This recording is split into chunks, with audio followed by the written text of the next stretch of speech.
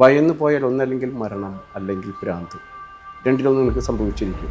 അപ്പോൾ നമ്മുടെ മനസ്സിനെ കാരിരുമ്പ ആക്കിയിട്ട് വേണം ഇതിലേക്ക് ഇറങ്ങാൻ. ഇത് കീഴ്ക്കാവെന്നും അത് മേൽക്കാവെന്നും ഞങ്ങളുടെ കയ്യിലിരിക്കുന്നതുകൊണ്ട് പുലക്കാവെന്നും പേര്. ചടങ്ങുകളെല്ലാം ആദ്യം പുലക്കാവിൽ നടക്കണം. വന്ന കോമരങ്ങളോടൊക്കെ പറഞ്ഞ് ഞാൻ ഉണ്ടാവില്ല, അടുത്ത വർഷം തൊട്ട് ഇവനാണ് കാര്യങ്ങൾ നടത്താം. അപ്പോൾ ഞാൻ അച്ഛൻ ഇല്ല, സമയമായി മോനെ എന്ന് പറയും. അച്ഛൻ നേരത്തെ പറഞ്ഞു മരണത്തിന് മുൻകൂട്ടി നമുക്ക് കാണിക്കും. ആദ്യമായിട്ട് ഈ കൊടുങ്ങല്ലൂർ അമ്മയെ അറിഞ്ഞത് എങ്ങനെയായിരുന്നു? ശരിക്കും എല്ലാവരോടും പറയാം എൻ്റെ പോറ്റമ്മയാണെന്നാണ് പറയുന്നത്. ജീവിതത്തിൽ നടന്ന എന്തെങ്കിലും അത്ഭുതമായിട്ടുള്ള സംഭവങ്ങൾ? അർദ്ധരാത്രി ഘോരമായ കർമ്മങ്ങളെ കൊണ്ട് അമ്മയെ നമ്മൾ ചൈതന്യപ്പെടുത്തും. ഘോരമായ കർമ്മങ്ങൾ എന്ന് പറയുമ്പോൾ സ്വാഭാവികമായിട്ടും ഗുരുതിയാണ് നമ്മൾ പലപ്പോഴും. അതിൻ്റെ പ്രത്യേക പത്മങ്ങളും കാര്യങ്ങളെല്ലാം ഇട്ട് ഭഗവതി എങ്ങനെയാണ് നമ്മളോട് സംസാരിക്കുന്നത്? ഈ പറഞ്ഞ നാട്ടിലെ കർമ്മപ്രകാരം നമ്മളെ സേവ എടുത്ത് ശരിക്കും 21-ാം ദിവസം തൊട്ട് നമ്മളെ പരീക്ഷിക്കും. അത് ഞങ്ങളുടെ ഗുരു പറഞ്ഞു തരുന്നത് എങ്ങനെയാ വെച്ച് കഴിഞ്ഞാൽ, പരീക്ഷിക്കുമെന്ന് പറഞ്ഞാൽ എങ്ങനെയാണ്? പല രീതികൾ. അർദ്ധരാത്രിയിലാണല്ലോ, അട്ടഹാസം കൊണ്ടും അലർച്ച കൊണ്ടും. കൊടുങ്ങല്ലൂർ ക്ഷേത്രത്തിൻ്റെ മൂലസ്ഥാനമായ പുലക്കാവിലാണ് എന്നുള്ളത്. ഇന്ന് ഇവിടുത്തെ 1189 വള്ളുവനാണ് നമ്മുടെ ഇവിടെ ഉള്ളത്. ചേട്ടാ നമസ്തേ. നമസ്കാരം. രഘുസ്വാമി. ഇപ്പോൾ രഘുസ്വാമി, ഇപ്പോൾ അങ്ങ് 1189 വള്ളുവനാണ് എന്ന് പറഞ്ഞു. യഥാർത്ഥത്തിൽ ഈ പുലക്കാവാണ് ഇവിടുത്തെ മൂലസ്ഥാനം എന്നും പറഞ്ഞു. അപ്പോൾ എങ്ങനെയാണ് പുലക്കാവ് എന്നൊരു പേര് വരാൻ കാരണം? പുലക്കാവ് എന്ന് പേര് വരാൻ കാരണം ഈ പ്രദേശം മുഴുവൻ പാടായിരുന്നു. അന്ന് ഞങ്ങളുടെ പൂർവികൻ ഇവിടെ കൃഷിയും കാര്യങ്ങളും പൂജയും കാര്യങ്ങളൊക്കെ ആയിട്ട് ഇങ്ങനെ സമയത്താണ് അമ്മ ദാരിക നിഗ്രഹം കഴിഞ്ഞ ആദ്യം വന്നത് ഞങ്ങളുടെ പൂർവികൻ്റെ അടുത്താണ്. അങ്ങനെ 14 ദിവസം ഇവിടെ ഇരുത്തി അതിൻ്റെതായുള്ള പൂജാതി കർമ്മങ്ങളെല്ലാം കഴിഞ്ഞ് പൂർവികൻ ചേരരാജാവിനെ മുഖം കാണിക്കുകയും ആ രാജകൽപ്പന അനുസരിച്ചാണ് അമ്മനെ അങ്ങോട്ട് ഇരുത്തിയിട്ടുള്ളത്. അന്നപ്പോൾ അതിനകത്ത് ചില എഴുത്തൂത്തുകളുണ്ട്. ആ എഴുത്തൂത്തുകൾ വെച്ചാൽ ഇത് കീഴ്ക്കാവെന്നും അത് മേൽക്കാവെന്നും ഞങ്ങളുടെ കയ്യിലിരിക്കുന്നതുകൊണ്ട് പുലക്കാവെന്നും പേര്. ചടങ്ങുകളെല്ലാം ആദ്യം പുലക്കാവിൽ നടക്കണം. ഇവിടെ ശരിക്കും കൃത്യമായ രീതിയിൽ വിധിയാമണ്ണമുള്ള ഗൗളാചാര കർമ്മങ്ങളാണ് ഇവിടെ നടക്കുന്നത്. അത് പൂർവികരിൽ നിന്നും പഠിച്ചെടുത്ത മന്ത്രസിദ്ധികളാണ്. ഞങ്ങൾ 8 വയസ്സിൽ കുട്ടികൾക്ക് മന്ത്രോപദേശം കൊടുക്കും പിൻതലമുറയ്ക്ക്. ആ മന്ത്രോപദേശം കൃത്യമായ രീതിയിലാണ് ഇവിടെ ഈ ബലിയും പൂജകളിൽ നമ്മൾ ചെയ്യാറ്. അത് ഇപ്പോൾ ഇപ്പോഴത്തെ തലമുറയിലിരിക്കുന്ന 1889 വള്ളവനായ ഞാനാണ് ഇപ്പോൾ ചെയ്തു പോകുന്നത്. അച്ഛനായിരുന്നു. അച്ഛൻ 91 മരിച്ചു. ഇപ്പോൾ 35 വർഷമായിട്ട് നമ്മളാണ് ചെയ്യുന്നത്. ഇപ്പോൾ അങ്ങ് എത്ര വർഷമായി ഇപ്പോൾ ഇവിടുത്തെ വള്ളുവനായിട്ട്? 35 വർഷം. 35 വർഷത്തെ ഒരു അനുഭവം ഉണ്ടാവും. അതുമാത്രമല്ല, അതിന് ചെറിയ പ്രായം തൊട്ടുള്ള അനുഭവങ്ങൾ കാണും ഇവിടെ. അനുഭവം എന്ന് വെച്ച് കഴിഞ്ഞാൽ ഞാൻ കുട്ടിക്കാലം തൊട്ട് അച്ഛനോടൊപ്പം തന്നെയാണ് ഇതിനകത്ത് അച്ഛനോടൊപ്പം തന്നെ പഠിച്ച് കാര്യങ്ങൾ നീങ്ങി. ആ 91 ആ വർഷം അച്ഛൻ വന്ന കോമരങ്ങളോടൊക്കെ പറഞ്ഞ് ഞാൻ ഉണ്ടാവില്ല, അടുത്ത വർഷം തൊട്ട് ഇവനാണ് കാര്യങ്ങൾ നടത്താം. അപ്പോൾ ഞാൻ അച്ഛൻ ഇല്ല, സമയമായി മോനെ എന്ന് പറഞ്ഞു. അച്ഛൻ നേരത്തെ പറഞ്ഞു മരണത്തിന് മുൻകൂട്ടി നമുക്ക് കാണിക്കും.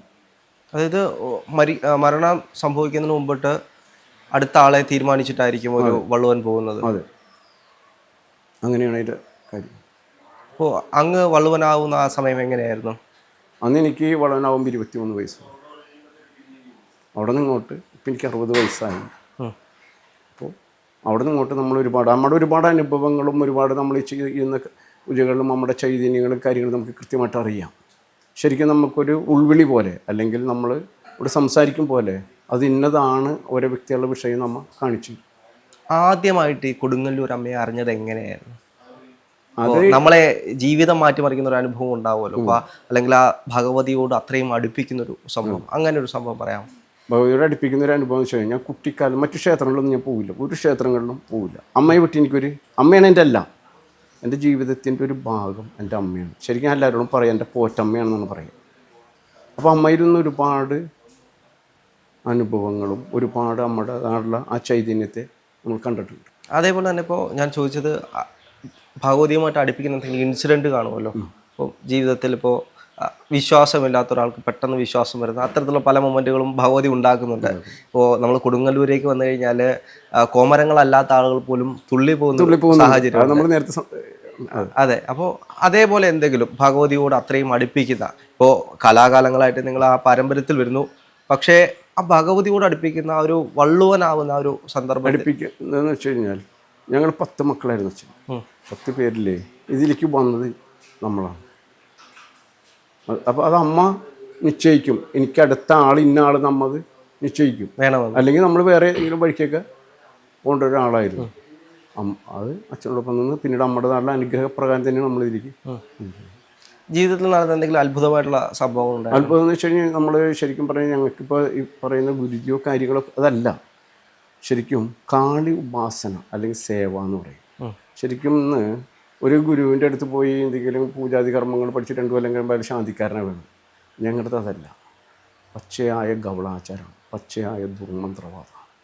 അഥർവേദത്തിന് ശരിക്കും അരച്ചു കുടിച്ചുകൊണ്ട് നമ്മളതിലേക്ക് കടന്ന് നമ്മൾ കൃത്യമായൊരു ഉപാസകനാവുകയാണ്. ഇപ്പോൾ നമ്മുടെ പുളിയാമ്പുള്ളിയൊക്കെ പോലെ തന്നെ ഉപാസകനാവുകയാണ്. നമ്മൾ സഞ്ചരിക്കുന്നതിനോടൊപ്പം അമ്മയും നമ്മളോടൊപ്പം ഉണ്ടാകുന്ന അർദ്ധരാത്രി ഘോരമായ കർമ്മങ്ങളെ കൊണ്ട് അമ്മയെ നമ്മൾ ചൈതന്യപ്പെടുത്തുന്നു.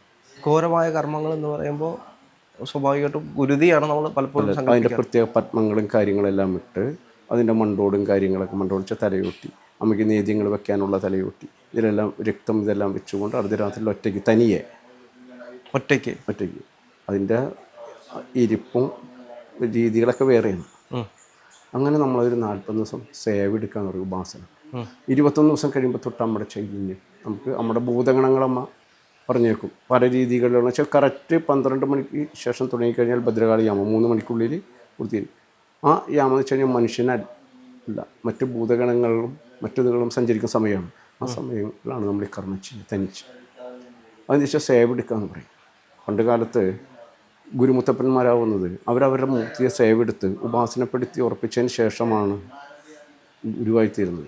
ആ ദേവതയെ നമ്മൾ ദേവനാണെങ്കിൽ ദാസനാക്കും, ദേവതയാണെങ്കിൽ ദാസിയാക്കും. അപ്പോൾ നമ്മൾ വിട്ടത് പോകില്ല.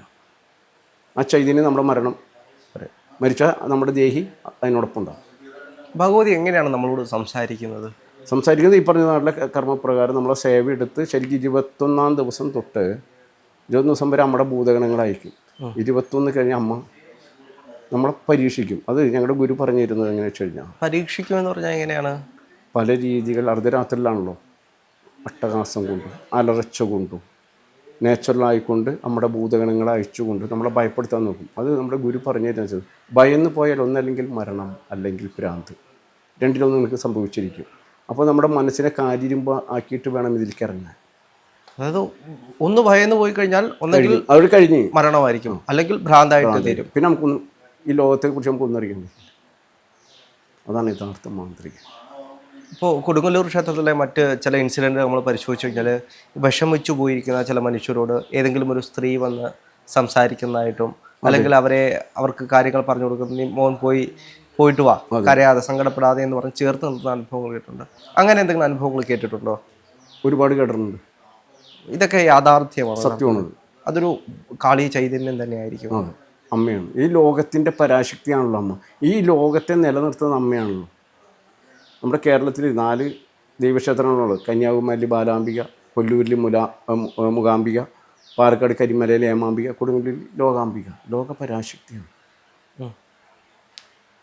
ഇവിടെ എങ്ങനെയാണ് ഇപ്പോൾ പുലക്കാവിൽ ആദ്യമായിട്ട് ദേവതാ ചൈതന്യം ഉണ്ടാകുന്നത്? ഇപ്പോൾ ഒരുപാട് കൊല്ലത്തെ പഴക്കമുണ്ട്. ഇപ്പോൾ ഈ എനിക്ക് പോലും നിശ്ചയിക്കാൻ കഴിയില്ലോ. ഞാനിപ്പോൾ ഈ 1889 ആളല്ലേ. അതിക്ക് മുമ്പുള്ളവരെല്ലാം ഇതിനെ ആരാധിച്ച് പോന്നിരുന്നവരല്ലേ. അവരതിൻ്റെ പിൻതലമുറകൾക്ക് കൈ പകർന്ന് പോന്നിട്ടുള്ളതല്ലേ. അതിന് മാത്രം താളിയോല ഗ്രന്ഥങ്ങളാണ് ആ മുറിയിലിരിക്കുന്നത്. പച്ചയായ അഥർവേദം. താളിയോല ഗ്രന്ഥങ്ങൾ എന്തൊക്കെയാണ് വരുന്നത്? ഇത്തരത്തിൽ വേദങ്ങളുമായി ബന്ധപ്പെട്ട വേദങ്ങളായിട്ട് നമ്മുടെ മൂലമന്ത്രങ്ങളും. ഇന്ന് ശരിക്കും ഒരു കാളി ഉപാസകൻ അല്ലെങ്കിൽ ഒരു ക്ഷേത്ര ശാന്തിക്കാരനോട് ഭദ്രകാളിയുടെ മൂലമന്ത്രം ചോദിച്ചാൽ അവർക്ക് അറിയില്ല.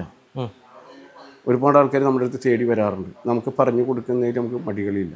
ഇപ്പോൾ പുളിയാമ്പുള്ളിയിൽ നിന്ന് ഒരു 5 വർഷം മുമ്പ് പുളിയാമ്പുള്ളിയിൽ ഇപ്പോഴത്തെ തലമുറക്കാരൻ കൊടുങ്ങല്ലൂർ അമ്പലത്തിനൊന്ന് ചോദിച്ചു പറഞ്ഞു, ഇത് ഇവിടെ ഇല്ല, ഇതിൻ്റെ മൂലസ്ഥാനമുണ്ട് പുലക്കാവ്. അങ്ങനെ അവർ 5-6 ആൾ കൂടെ വന്ന് കാര്യങ്ങളൊക്കെ ചോദിച്ചു.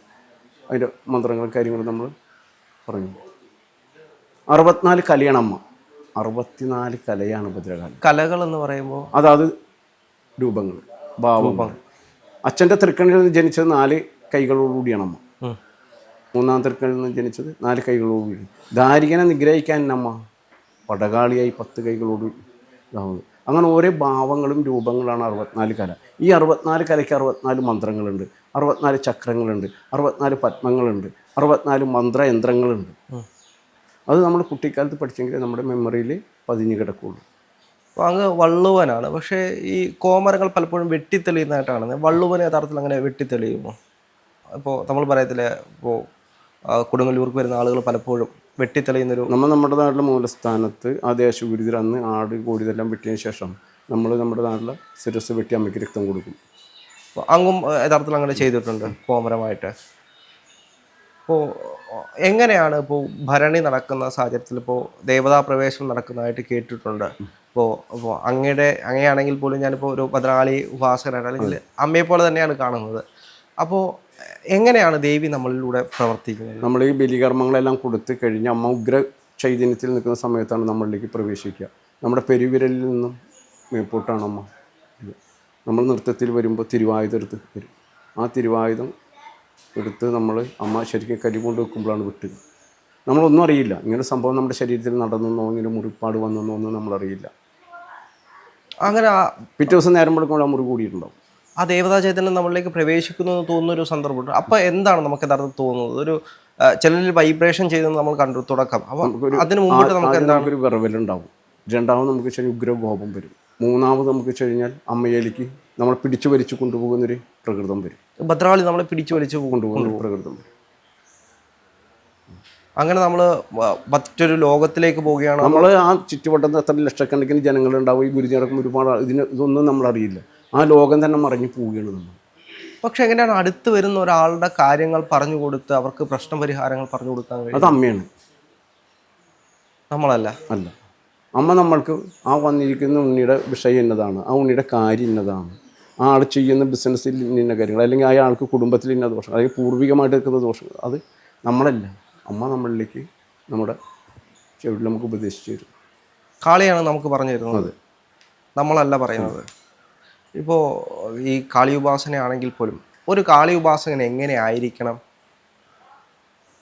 കാളി ഉപാസകൻ എന്ന് പറഞ്ഞാൽ ശരിക്കും ക്ഷമ ഒന്ന്, രണ്ടാമത് എല്ലാവരോടും നല്ല വിനയമായിട്ട് സംസാരിക്കുക, മൂന്നാമത് വരുന്ന ആളുടെ വിഷയം നമ്മുടെ വിഷയമായിട്ട് കാണുക, നാലാമത് അതിന് വരുമാനമല്ല. ഇപ്പോൾ എനിക്കിവിടെ ബോഡികൾ ഉണ്ടാക്കാം, അമ്മ പറഞ്ഞിരിക്കുന്നത് നിങ്ങൾ സമ്പാദിക്കരുത്, നിങ്ങൾക്ക് സമ്പാദിക്കാൻ പാടില്ല. നിങ്ങൾക്ക് അന്നാന്നിക്കുള്ളതും എനിക്ക് നേദ്യത്തിനുള്ളതും വിളക്കിനുള്ളതും ഞാനിവിടെ എത്തിക്കും.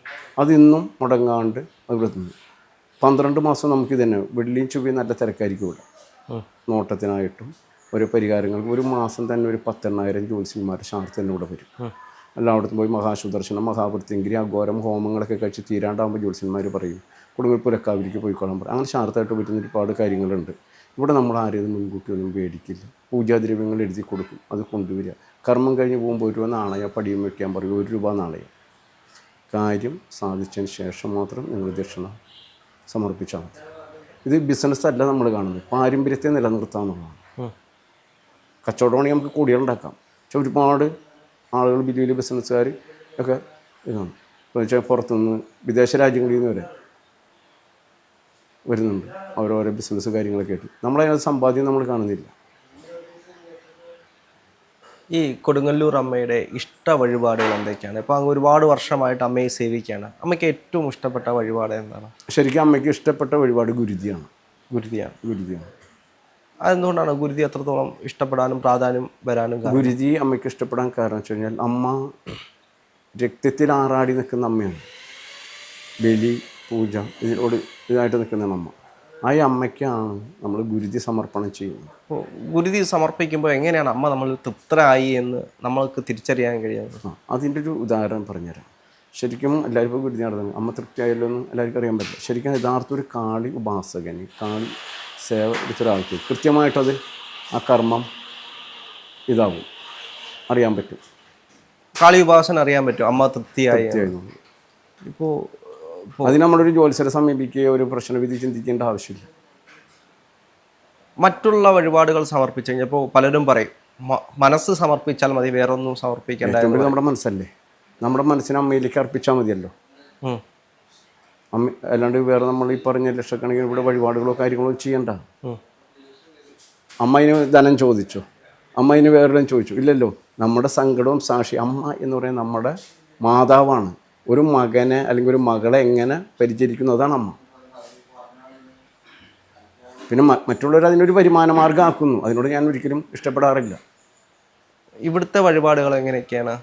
ഇവിടെ പ്രധാന എല്ലാ വെള്ളിയും ചൊവ്വയും വെച്ച് കഴിഞ്ഞാൽ നമുക്ക് 2035 വരെ ഗുരുതി ബുക്കിംഗ് ഉണ്ട്. എല്ലാ വെള്ളിയും ചൊവ്വയും ഗുരുതി ഉണ്ട് ഉച്ചയ്ക്ക് 12 മണിക്ക്.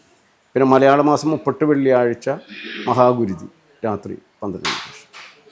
അപ്പോൾ ഞാൻ മറ്റൊരു സംശയം ചോദിക്കുകയാണ്, തെറ്റാണെങ്കിൽ ക്ഷമിക്കണം. അപ്പോൾ എന്തുകൊണ്ടാണ് പുലക്കാവ് അറിയപ്പെടാതെ പോകുന്നതെന്നൊരു ചോദ്യം. അറിയപ്പെടാതെ പോകുന്ന വെച്ച് കഴിഞ്ഞാൽ അത് ഇന്നത്തെ നമ്മുടെ സമൂഹത്തിന് ഇന്നത്തെ അല്ല പണ്ട് കാലം തൊട്ട് നമ്മളൊരു ഇന്ന വിഭാഗത്തിൽപ്പെട്ട ആൾക്കാരുള്ളൂ. അവരുടെ നാട്ടിലെ കാവും കാര്യങ്ങളും ഉയരാൻ മറ്റുള്ളവർ ഇപ്പോൾ ക്ഷേത്രത്തിൽ വന്ന് ചോദിച്ചാൽ പറയും ഇങ്ങനെ സ്ഥലം അറിയില്ല എന്ന് പറയും. അതെ, ഞാൻ തന്നെ പുലക്കാവാണ് മൂലസ്ഥാനം എന്ന് വർഷങ്ങൾക്ക് ശേഷമാണ് അറിയുന്നത്. നമ്മളെ സംബന്ധിച്ചിപ്പോൾ എൻ്റെ വരവോട് കൂടിയാണ് ഇത് പുറം ലോകത്തേക്ക് കൂടുതൽ അറിയാൻ തുടങ്ങിയത്. പൂർവികർക്ക് ഇതിനോട് ഉണ്ടായിരുന്നില്ല. എൻ്റെ വരവോടുകൂടി ആണ് നമ്മളിതിനെ പുറം ലോകത്തേക്ക് കൂടുതൽ എത്തിക്കാൻ തുടങ്ങിയത്. ജനങ്ങളിലേക്ക് അറിയാനും ജനങ്ങൾ അതിനെക്കുറിച്ച് അറിയാനും കുറിച്ച് മനസ്സിലാക്കാനും. ഇപ്പോൾ ഒരുപാട് ഇപ്പോൾ ഈ കഴിഞ്ഞ ഗുരുതിയൊക്കെ യൂട്യൂബിലൊക്കെ വളരെ വൈറലായിട്ട് എല്ലാ ഇതികളിലും കൂടുതലായിട്ട് വന്നിട്ടുണ്ട്. കൊടുങ്ങല്ലൂർക്കാവിനേക്കാൾ കൂടുതൽ ഇവിടുത്തെ ഇതായിരുന്നു എല്ലാവരും എപ്പോഴും ഇത് യൂട്യൂബ് വഴിയൊക്കെ വന്നു. എന്നിട്ട് ഒരുപാട് ആൾക്കാർ എന്നെ വിളിക്കുകയും കാര്യങ്ങൾ ഇത് എവിടെയും സ്ഥലം നിങ്ങളുടെ ഈ അമ്പലത്തിൽ നിന്നും അപ്പോൾ 50 മീറ്റർ ദൂരെ അമ്പലത്തിൽ നിന്നും ഇങ്ങോട്ടുള്ളൂ. നമ്മൾ കൃത്യമായിട്ട് റൂട്ടും കാര്യങ്ങളൊക്കെ ഒരുപാട് ആളുകൾക്ക് എപ്പോഴും ഇടയ്ക്കിട്ട് ചിലർ വിളിക്കുക, മിക്ക ദിവസം വിളിയുണ്ടാവും. എനിക്ക് തോന്നുന്നു കൊടുങ്ങല്ലൂർ ക്ഷേത്രത്തിൻ്റെ ഒരു ആചാരം അനുസരിച്ചാണെങ്കിൽ പോലും അവിടെ ഉത്സവം കൊടിയേറുന്നതിന് മുമ്പിട്ട് ഇവിടെ നിന്നുള്ള ചൈതന്യത്തെ അവിടെ കൊണ്ടുവന്ന് സമർപ്പിച്ചതിന് ശേഷമാണ് ഉത്സവം കൊടിയേറുന്നത് എന്ന് കേട്ടിട്ടുണ്ട്. അതെങ്ങനെയാണ് അതിൻ്റെ ഒരു ചരിത്രം വരുന്നത്? ഉണ്ടായിരുന്നു. ആ ചടങ്ങ് ഇപ്പം നിന്നിട്ട് 75 വർഷമായി. വെളിച്ചപ്പാടുള്ള കാലത്ത് എങ്ങനെയാ വെച്ച് കഴിഞ്ഞാൽ പുലക്കാവിൽ ഗുരുതിക്ക് മേൽശാന്തി വലിയ തമ്പുരാൻ വെളിച്ചപ്പാടടക്കം പുലക്കാവിൽ വരും. വന്ന ഗുരുതി തൊഴുത് ആ പ്രസാദം പേടിച്ചിട്ടാണ് ഇവർ മടങ്ങുക. വെളിച്ചപ്പാട് നിന്നോടുകൂടി അതവിടെ സ്റ്റോപ്പായി. പക്ഷെ നമ്മളിന്നും ആ ദേശഗുരുതി നമ്മളിന്നും മുടങ്ങാണ്ട് ചെയ്തു. അതിൻ്റെ ചരിത്രം ഒന്ന് പറയാം. അതിൻ്റെ ചരിത്രം വെച്ചാൽ നമ്മൾ കൊടിയേറ്റത്തിന് തലേ ദിവസം വെച്ചാൽ കുംഭഭരണി. അപ്പോൾ കുംഭഭരണിക്ക് തലേ ദിവസം നമ്മളിവിടെ നിന്ന് തുടി കൊട്ടി അമ്മയെ പാടി വിളിച്ചു ചൊല്ലി പ്രാർത്ഥിച്ച് കൊട്ടി ഉണർത്തി ഇവിടെ നിന്ന് പോയി അവിടെ പോയി ഇവിടെ നിന്ന് കൊണ്ടുപോകുന്ന ആ കുത്തുവിളക്കിൽ നിന്ന് ദീപം അങ്ങോട്ട് പകർത്തിയിട്ടാണ് അവിടെ പൂജാതി കർമ്മങ്ങളും കുടിയേറ്റങ്ങളും തുടങ്ങുക. ഇവിടെ രാത്രി 2 മണിക്ക് കുടികയറും, അവിടെ കാലത്ത് 8 മണിക്ക് കുടികയറും. അതായിരുന്നു നടന്നിരുന്നത്. ആദ്യം ഇവിടെയാണ് എല്ലാ കാര്യങ്ങളും ചടങ്ങുകളൊക്കെ ആദ്യം ഇവിടെ നടക്കും. ഇപ്പോൾ കുംഭത്തിൽ കുടികയറുക, രാത്രി 2 മണിക്ക് നമ്മൾ അമ്മയ്ക്ക് ഗുരുതി കൊടുത്ത് കുടികയറും, കാലത്ത് 8 മണിക്ക് അവിടെ കുടികയറുള്ളൂ. കോഴിക്കല്ല് മൂടുന്നതിനകത്ത് തള്ളയ്ക്ക് പന്തൽ വിരിക്കുക എന്ന് പറയും. ഗുരുതി പന്തലാണ് ആ മൂടിക്കെട്ടിയിരിക്കുന്നത്. ആ പന്തലിൽ വാഴക്കുല ഗുരുത്തോരകളെ കൊണ്ട് തോരങ്ങളൊക്കെ ഇട്ട് അമ്മയുടെ എല്ലാ കാര്യങ്ങളും ഭംഗിയാക്കിയതിനു ശേഷം അവിടെ കോഴിക്കല്ല് മൂടുള്ളൂ. അത് കഴിഞ്ഞാൽ പിന്നെ കാവ് കണ്ടെന്ന് വെച്ച് കഴിഞ്ഞാൽ രേവിതരന്ന് 11 മണിക്ക് ഞാൻ പോയി വലിയ തമ്പുരാനെ മുഖം കാണിക്കണം. തമ്പുരാനെ മുഖം കാണിക്കണം. പോകുമ്പോൾ ഒരു കൈ വെറ്റില, 10 പഴുക്കടക്ക, ഒരു കണ്ണി പുകല, 1001 രൂപ. പണ്ട് 1001 പൊൻപണമായിരുന്നു. നമ്മുടെ തമ്പുരാനെ നമ്മൾ കണ്ട് തമ്പുരാൻ ഇപ്പോൾ കോലത്ത് സിംഹാസനമാരി കസരമിരിപ്പുണ്ടാവും. അത് തമ്പുരാൻ്റെ പാദത്തിൽ വെച്ച് തൊട്ട് നമസ്കരിക്കുമ്പോൾ പിറ്റേ ദിവസം വള്ളോന് കാവിലേക്ക് വള്ളം കൊടുക്കാനുള്ള പട്ട്, വാള് പരിച, രാജിക മുദ്ര, തലപ്പാവ് ഇതെല്ലാം തമ്പുരാൻ തരും.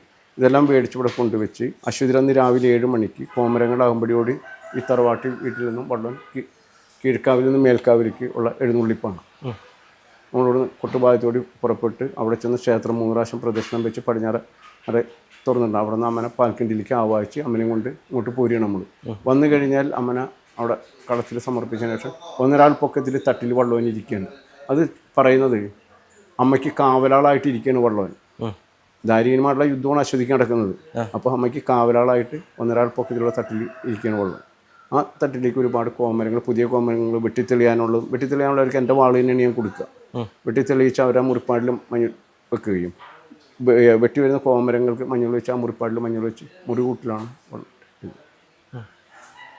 അത് അശ്വതിരന്ന് കാവ് തീണ്ടി കഴിയാണ്ട് പിന്നെ അവിടെ നിന്ന് ഇറങ്ങാൻ പാടില്ല. കാലത്ത് 8 മണിക്ക് നമ്മൾ കയറി ഇരുന്ന് കഴിഞ്ഞാൽ കാവ് തീണ്ടി കഴിഞ്ഞിട്ട് വെള്ളം കീഴ്പോട്ട് ഇറങ്ങാൻ പാടുള്ളൂ. അതൊന്നും അത് ആചരിച്ചു പോരുന്നു. ഈ പുലക്കാവിലെ അമ്മയുടെ ചൈതന്യം ഇപ്പോഴും നിലനിൽക്കുന്നതിൻ്റെ പിന്നിലെ കാര്യങ്ങൾ എന്തൊക്കെയാണ്? അത് മഹാഗുരുതി തന്നെയാണ്. ഗുരുതി ഇല്ലാത്തൊരു കർമ്മം ഇവിടെ ഇല്ല. അത് എല്ലാ ദിവസവും നടക്കുന്നുണ്ടോ അതോ എല്ലാ വെള്ളിയാഴ്ചയും ഗുരുതി ഉണ്ട്? എല്ലാ വെള്ളിയാഴ്ചയും നടക്കുന്ന ഗുരുതി. പിന്നെ ഏറ്റവും വലിയ ഗുരുതി നടക്കുന്നത് മീനത്തിൽ ഉത്രട്ടാതിയാണ് ദേശഗുരുതി. അത് കഴിഞ്ഞാൽ ഭരണിന്ന് രാവിലെ 6 മണിക്ക് ഒരു ഗുരുതി ഉണ്ട്, ഉച്ചയ്ക്ക് 12 മണിക്ക് ഒരു ഗുരുതി ഉണ്ട്, രാത്രി ഭൂമി 6 അടിക്ക് താത്തി നമ്മുടെ ഭൂതഗണങ്ങൾക്കൊരു ഗുരുതി ഉണ്ട്. അത് ഭരണി നാൾ. അന്ന് അമ്മയ്ക്ക് വെച്ച് കഴിഞ്ഞാൽ 1008 ചിരട്ടപ്പുട്ട്, കുടക്കണക്കിന് കള്ള്, മദ്യം, എല്ലാ മദ്യവും വിദേശ മദ്യം തൊട്ട് വാറ്റ് തൊട്ടെല്ലാം ആളുകൾ വഴിപാടായിട്ട് കൊണ്ടുവരും. അതിനകത്ത് അമ്മയ്ക്ക് നേദിക്കുന്നത് പച്ചമാംസം, ചുട്ട മാംസം, വേവിച്ച മാംസം, വറപൊടി നേദിക്കണം അമ്മ. എന്നിട്ട് അമ്മനെ പീഠത്തിൽ നമ്മൾ ഇരുത്തി. പിന്നെ തള്ള ഈ 7 ദിവസം ഞങ്ങളുടെ ഒപ്പമാണ്. എല്ലാവരും ദേവി എന്ന് പറയും, ഞങ്ങൾ തള്ളയെന്ന് പറയുള്ളൂ. 7 ദിവസം ഞങ്ങളുടെ ഒപ്പമാണ്. ആ 7 ദിവസം പൂർവികർ കൊടുത്തിരുന്ന നേദ്യങ്ങളെ കൊണ്ട് അമ്മയെ നമ്മൾ, അതായത് 7 ദിവസവും ഭദ്രകാളി ഇവിടെയാണ്. അമ്മ ഇവിടെയാണ്. കാവേണ്ടി നടടച്ചില്ലേ, പിന്നെ തള്ള ഇവിടെയല്ലേ. പണ്ട് കാലത്ത് എന്ന് വെച്ച് കഴിഞ്ഞാൽ കാവേണ്ടി നടടച്ച് അത് നമ്മൾ പാൽക്കണ്ടിയിൽ ആവാശം കൊണ്ടുവന്നു. അത് കഴിഞ്ഞ് കഴിഞ്ഞാൽ ഈ നടയുറപ്പിന് തലേ ദിവസം ഇവിടെ ഉഗ്രമായ പൂജയും കർമ്മങ്ങളും കോഴിവെട്ടെല്ലാം കഴിഞ്ഞ് പണ്ട് കാലത്ത് വെളിച്ചപ്പാടുള്ള സമയത്ത് അവിടെ നിന്ന് പൊട്ടുബാധിത്തോടി മേൽശാന്തി, കൊടുങ്ങുത്തമ്പുരാൻ, ദേവസ്വ അധികാരികളടക്കം പുരക്കാവിലേക്ക് വരണം.